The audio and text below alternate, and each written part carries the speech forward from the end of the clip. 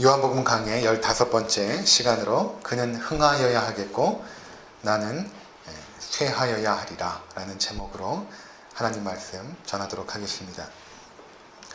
우리가 지난 시간까지 이제 니고데모와의 대화의 장면을 살펴보았고요. 이제 장면이 바뀝니다. 그래서 세례 요한이 다시 한번 등장을 하죠. 1장에서 이미 그의 증언이 언급된 바가 있는데 다시 한번 이제 그가 등장을 하는 것입니다. 1장 우리가 말씀을 나눌 때에 제가 말씀드린 바가 있지만 세례 요한은 당대에 많은 사람들에게 존경을 받던 인물 중에 하나였습니다.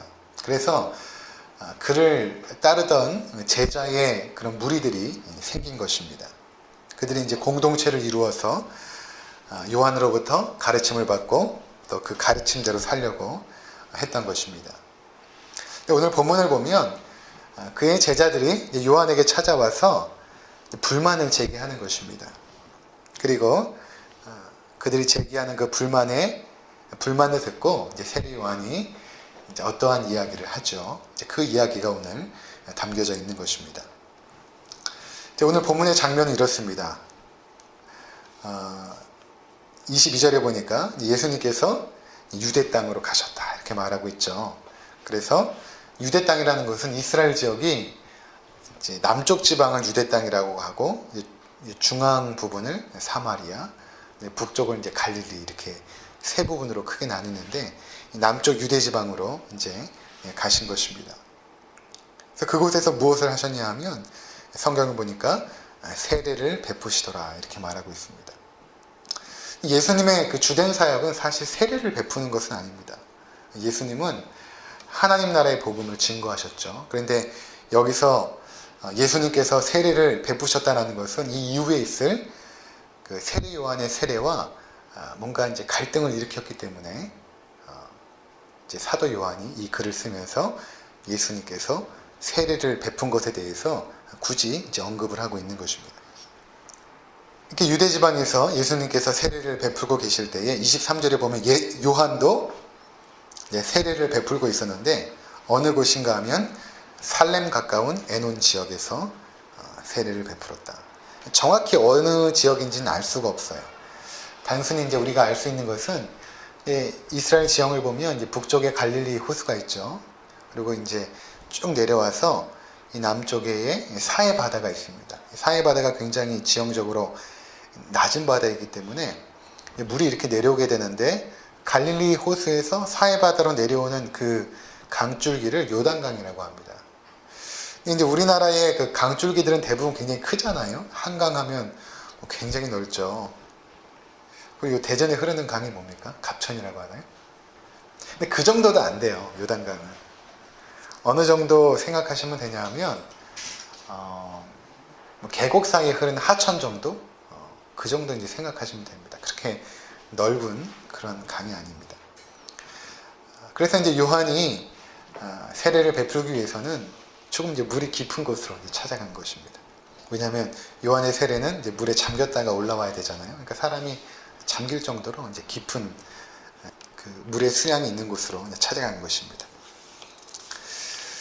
거기서 이제 세례를 베풀고 있었던 것입니다. 이 상황에서 요한의 제자들이 요한에게 찾아온 것이죠. 그러면서 뭔가 불만을 제기합니다. 그 불만이 무엇인가 하면 26절에 보니까 라비여 선생님과 함께 요단강 저편에 있던 곧 선생님이 증언하시던 이가 세례를 베풀매 사람이 다 그에게로 가더이다.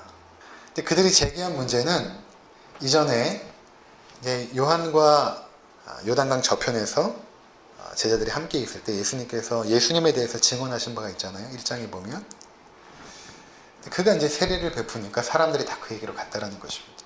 여기 보면 그들이 이렇게 말하죠.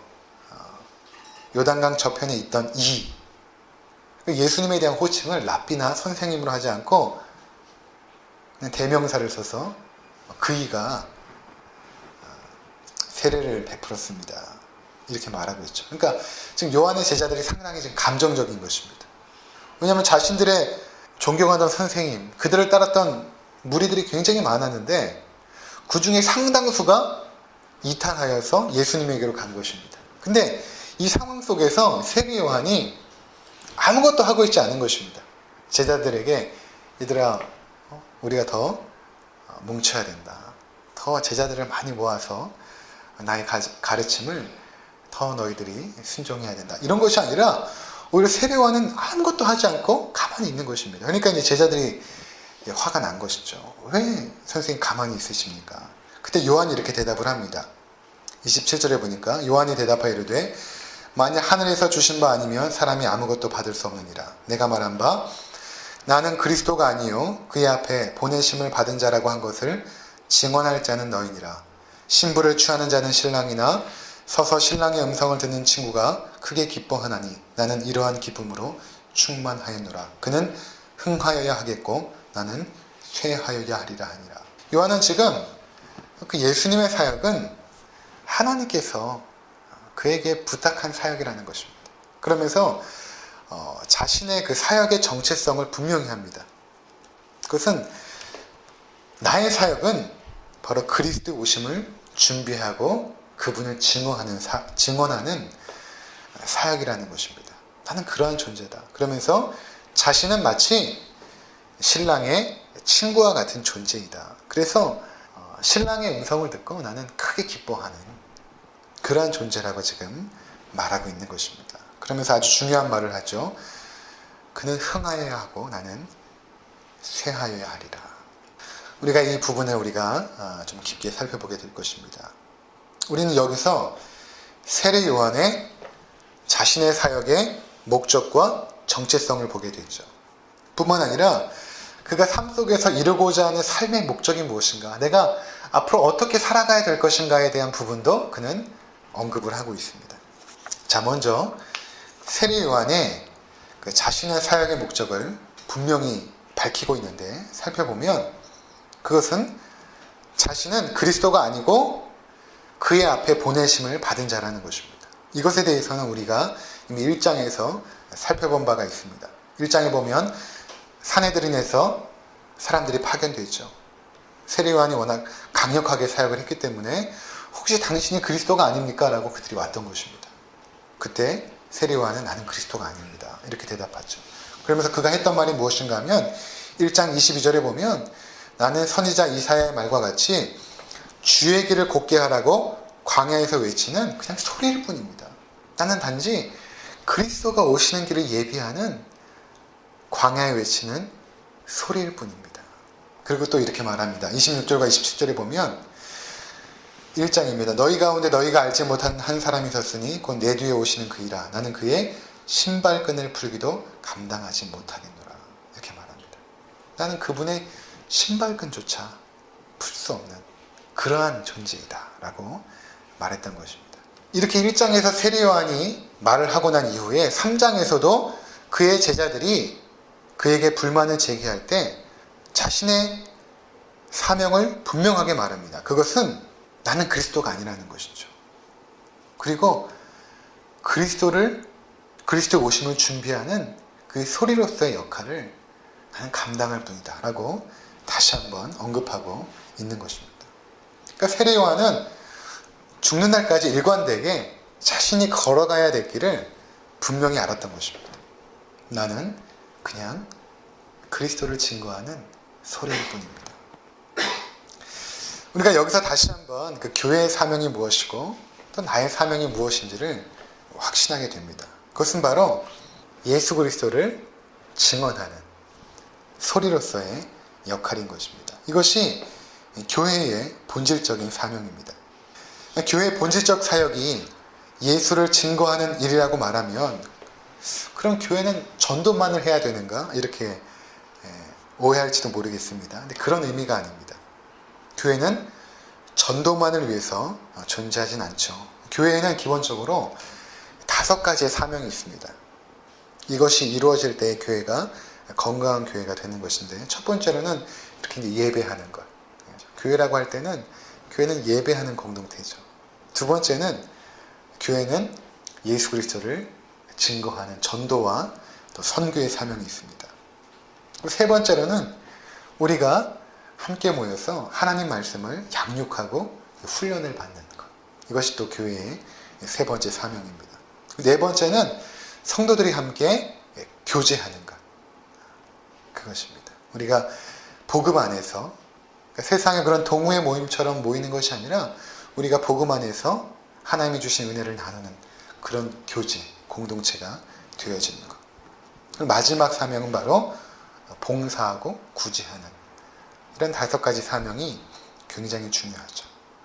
이 모든 것들의 그 중심에 뭐가 있냐면 예수 그리스도가 있습니다. 예수 그리스도를 중심으로 우리는 모여서 예배하고 교육하고 전도하고 구제하고 이것이 우리 가운데 가장 중요한 것이라는 것입니다. 그렇다면 우리의 사명도 마찬가지입니다. 왜냐하면 우리도 교회이기 때문에 그렇죠. 내 자신이 교회이기 때문에 나 또한 내 삶의 5가지 사역이 5가지 사명이 동시에 주어지는 거예요. 예배하고 전도하고 양육받고 그렇죠? 교제하고 봉사하는 것. 이것이 교회의 사명일 뿐만 아니라 내 개인적으로 이루어져야 될 삶의 사명인 것입니다. 그 중심에 바로 예수 그리스도가 계신 것입니다. 그러니까 세례요한은 바로 이러한 예수 그리스도 중심의 그 사명을 잊지 않았던 것이죠. 우리가 삶의 중심 가운데 예수 그리스도가 있을 때에 우리는 흔들리지가 않습니다. 일관되게 살아갈 수 있어요. 그러니까 세례요한이 그랬던 것처럼 그렇죠? 1장에서 보여준 모습이나 3장에서 보여준 모습이나 똑같죠. 흔들리지가 않습니다. 그의 제자들이 왔을 때도 마찬가지고 우리는 좀 높아지고자 하는 마음이 있죠. 근데 세례요한은 그렇지 않았습니다. 늘 나의 사명은 여러분들이 예수 그리스도를 향하는 것입니다. 그 사명을 그는 잊지 않았던 것입니다. 흔들리지 않았어요. 대부분의 사람들이 삶에 갈등하고 또는 실수하고 실패하는 가장 중요한 이유 중에 하나가 무엇인가 하면 그의 삶에 중심이 없기 때문입니다. 그러니까 삶에 중심이 없으니까 이리저리 방황해요. 무엇을 해야 될지도 어디로 가야 될지도 알지 못합니다. 어떻게 내가 앞으로 살아가야 될지도 알지 못해요. 그저 흘러가는 시간 속에서 그냥 아무 생각 없이 또는 사람들이 그냥 살아가는 것처럼 그냥 그렇게 살아가면 되는 줄 압니다. 그렇게 살아가면 어떻게 되냐면 환경에 끌려가죠. 환경에 밀려가던가 환경에 짓눌려서 자신이 선택하는 것들이 예수 그리스도 중심이 아니라 그냥 그 환경에서 요구하는 것대로 끌려가 버리죠. 또 주변 사람들의 말에 쉽게 흔들려 버립니다. 중심이 없는 삶인 거죠. 그런데 그리스도인이라고 할 때는 우리가 하나님의 자녀들 또 그리스도인이지 않습니까? 그리스도인이라는 것은 우리의 중심 가운데 그리스도가 계시다는 것입니다. 그래서 우리의 삶은 좀 더 진지해야 돼요. 모든 선택과 결정 속에서 상황과 환경이 우리를 주도하는 것이 아니라 또는 나의 유익이나 만족이 나를 주도해 가는 것이 아니라 내 가운데 계신 그리스도 그분께서 나의 삶의 모든 것들을 모든 것의 주도권을 가지고 우리를 끌고 가셔야 되는 것입니다. 그리고 우리는 그 예수님께 복종하며 살아가야 되는 것입니다. 이 부분에 대해서는 세 번째 주제를 나눌 때 좀 더 깊게 살펴보겠습니다. 그러니까 우리의 마음의 중심이 예수 그리스도께 향해 있지 않으면 우리는 늘 주변 상황과 주위 사람들에게 흔들리는 삶을 살게 된다는 것입니다. 따라서 우리가 세례 요한을 통해 배울 수 있는 첫 번째 자세는 삶의 중심을 예수 그리스도에게 향하는 것입니다. 우리의 모든 것을 예수 그리스도를 중심으로 생각하고 판단하고 결정해야 되는 것입니다. 그것이 그리스도인이라는 것입니다. 두 번째, 이렇게 살아가는 자들에게 주시는 은혜가 있어요. 그것이 무엇인가 하면 내가 내 만족과 기쁨을 위해 살아가는 것이 행복을 줄 것 같은데 그렇지가 않아요. 오히려 예수 그리스도를 중심으로 살아갈 때에 주시는 것이 기쁨입니다. 그 결과가 기쁨이에요. 29절에 보면 세례 요한의 기쁨이 무엇인가? 그것은 신랑의 음성을 듣는 것이다. 이렇게 말하고 있죠. 신랑의 나는 그것으로 말미암아 기쁨이 충만하다. 이렇게 지금 세례 요한이 말하고 있지 않습니까? 즉 예수 그리스도가 증거되어서 많은 사람들이 그분께로 향하여 갈 때에 그것이 나의 기쁨이라는 것입니다. 나는 그 기쁨으로 충만하다. 그러면서 세례요한은 자신을 신랑의 친구와 같다라고 말하죠. 이것은 당시의 그 결혼식 문화와 연관되어 있습니다. 당시 결혼식 문화는 신랑의 친구의 역할이 굉장히 중요했어요. 신랑의 친구는 신부를 소개하는 것으로부터 시작해서 결혼식을 주관하고, 혼인 예식이 있는 날에는 신부의 방 앞에서 신부를 지키다가 신랑이 오게 되면 신랑이 그 자리를 내어줍니다. 나중에는 그들이 신혼방을 차릴 때도 신랑의 친구들이 그 자리를 지키게 되는 그런 역할을 했던, 아주 중요한 역할을 했죠. 그러니까 세례요한은 마치 신랑의 친구처럼 자신의 역할은 신랑 대신 예수 그리스도, 나는 그분의 친구가 되어서 사람들이 예수 그리스도께로 향하여 갈 때 나는 기쁨이 충만하다, 지금 이렇게 말씀하고 있는 것입니다. 그래서 세례요한은 자신의 제자들이 예수님을 따라가고자 할 때 기쁘게 그들을 보내주었습니다. 그리고 오히려 제자들에게 저분이 바로 하나님의 어린 양이다, 너희가 저분을 따라야 된다라고 말했던 것입니다. 우리가 내가 하고 있는 일들이 잘 되고 승승장구할 때에 기쁨이 있죠. 또 그래서 사람들에게 인정과 존경을 받으면 정말 기쁠 것입니다. 내가 정말 원하던 일들이 이루어질 때도 기쁨이 있죠. 특별히 한국인들에게 있어서 내 집 마련을 할 때, 그렇죠? 평생의 소망 아닙니까? 내 집 마련할 때, 아파트를 내 이름으로 얻게 되었을 때 아마 기쁨이 아마 대단할 것입니다. 청년들의 경우에 내가 사랑하는 자매가 또는 형제가 나를 사랑해 준다면 기쁨이 있죠. 학생들은 내가 노력한 만큼 좋은 성적을 거둘 때에 기쁨이 있습니다.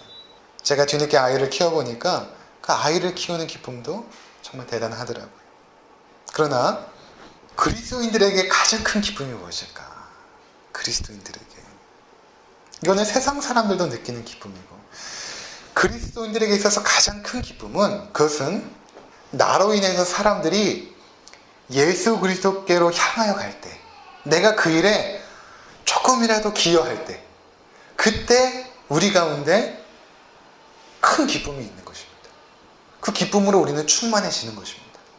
내가 대단하게 역할은 하지 못하지만 그래도 내가 예수님께로 사람들을 조금이라도 인도하게 될 때, 그것이 나의 어떠한 전도든, 또 나의 봉사든, 나의 구제든, 또 내가 하는 어떤 일이든, 그것이 사람들로 하여금 예수 그리스도를 향하게 할 때, 그때에 세상이 줄 수 없는 그 어떤 것과도 비교할 수 없는 큰 기쁨이 우리 가운데 찾아오는 것이죠.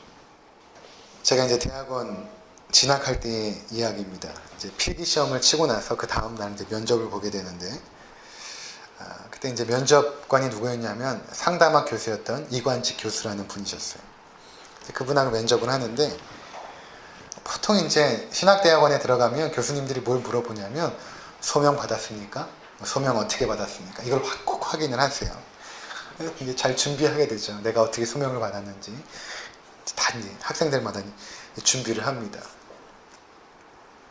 근데 이관직 교수가 이제 상담학 교수여서인지 무엇을 물어보는가 하면 이렇게 물어봐요. 형제님, 인생을 살아오면서 가장 기뻤던 순간이 언제였습니까? 이렇게 이제 물어본 거예요.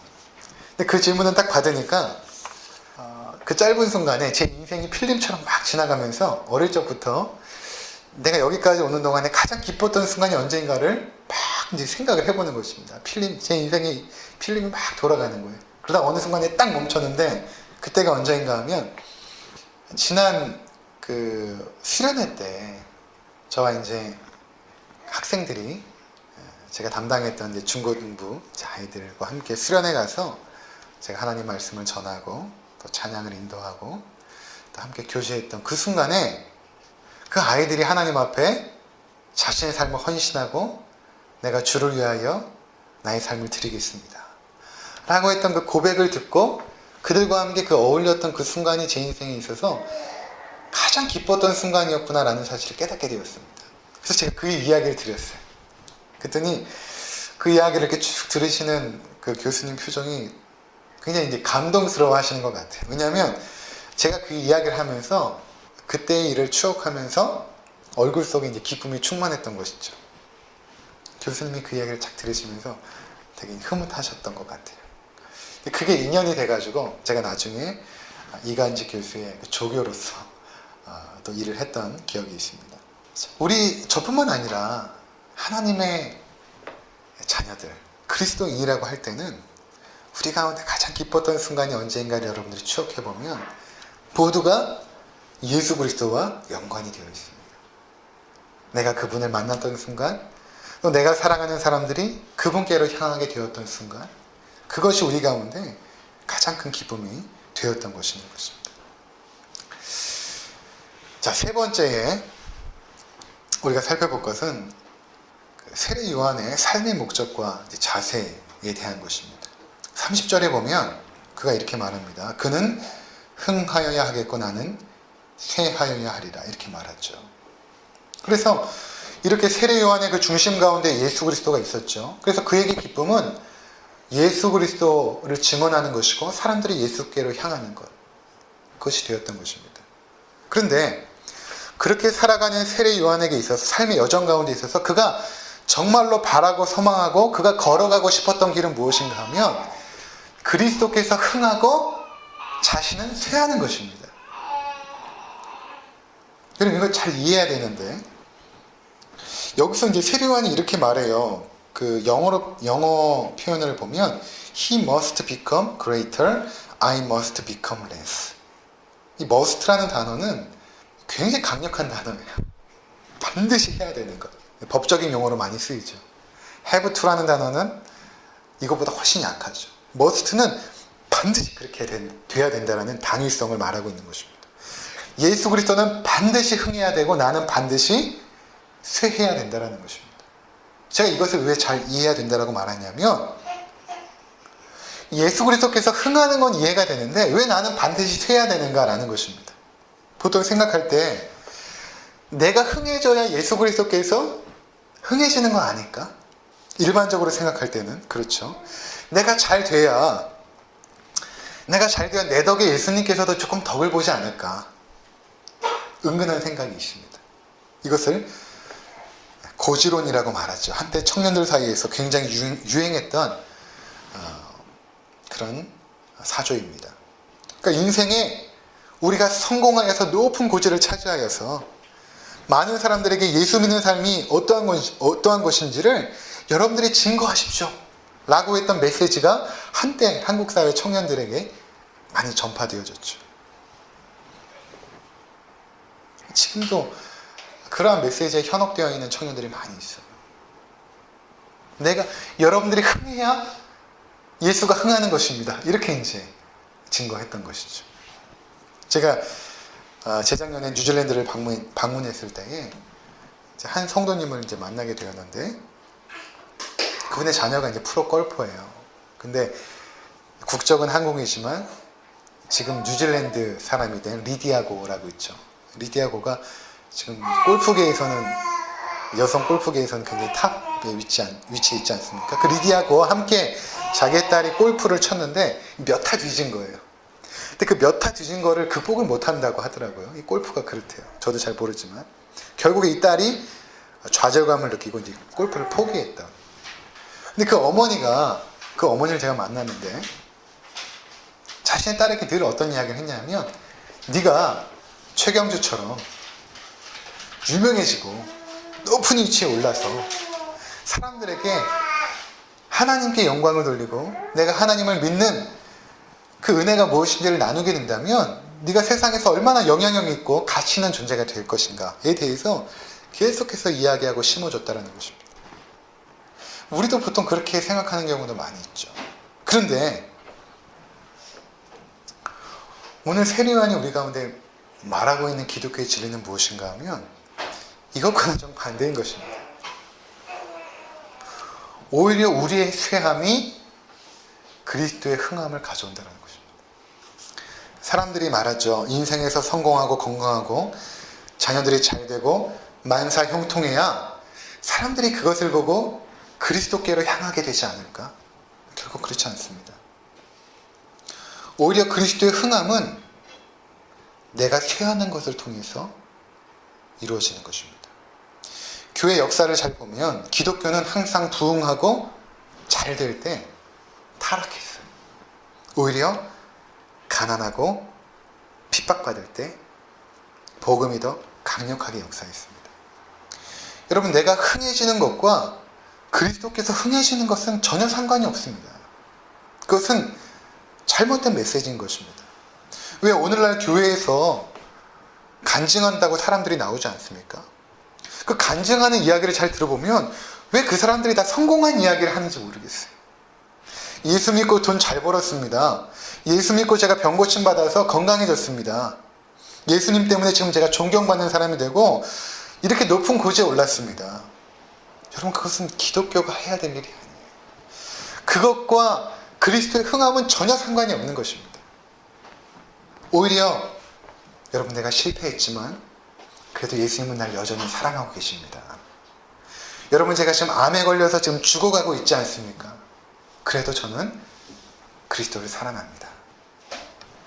암을 극복한 이야기가 아니라 내가 지금 여전히 병들고 가난하고 자녀들도 잘 안 되고 있지 않습니까?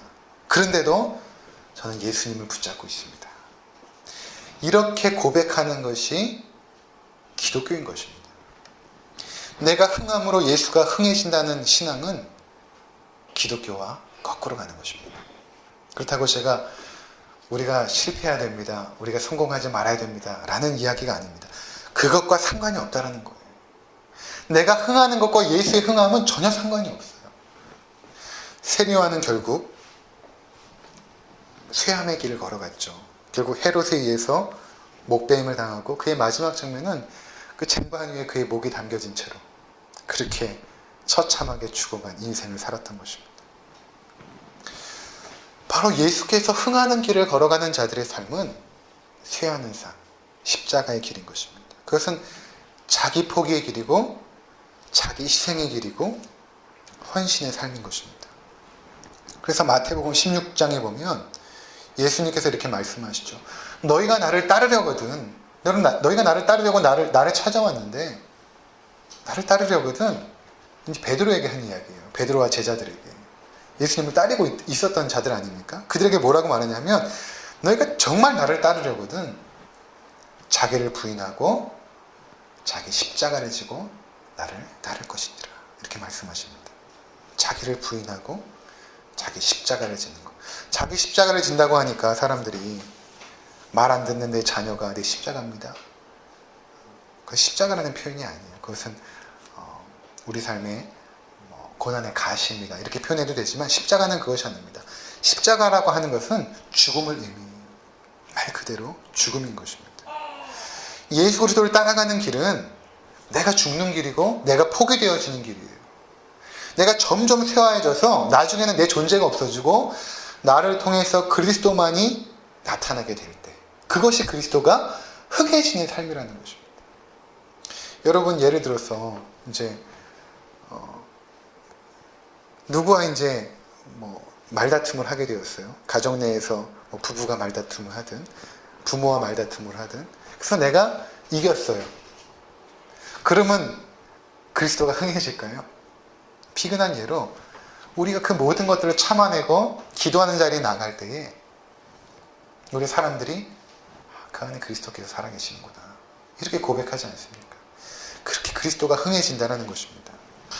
요한복음 12장 24절에서 이렇게 말씀하십니다. 내가 진실로 진실로 너희에게 이르노니 한 알의 밀이 땅에 떨어져 죽지 아니하면 한 알 그대로 있고 죽으면 많은 열매를 맺느니라.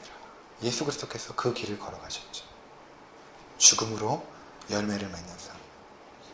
우리도 마땅히 누릴 수 있는 유익들과 권리들을 예수 때문에 포기할 수 있을 때에 그것이 그리스도인으로서 쇠함의 길을 걸어가는 것입니다. 예수께서 자신의 죽으심으로 우리를 살리신 것처럼 우리도 이 땅에서 자기를 부인하고 십자가를 지는 삶을 살아낼 때에 우리를 통해서 예수 그리스도가 흥해지는 것입니다. 그러한 삶을 인내로서 묵묵하게 걸어가시는, 누가 인정하든 누가 칭찬하든 상관없이 하나님 앞에서 계속해서 묵묵하게 걸어갈 수 있는 우리 모두가 되시기를 주님의 이름으로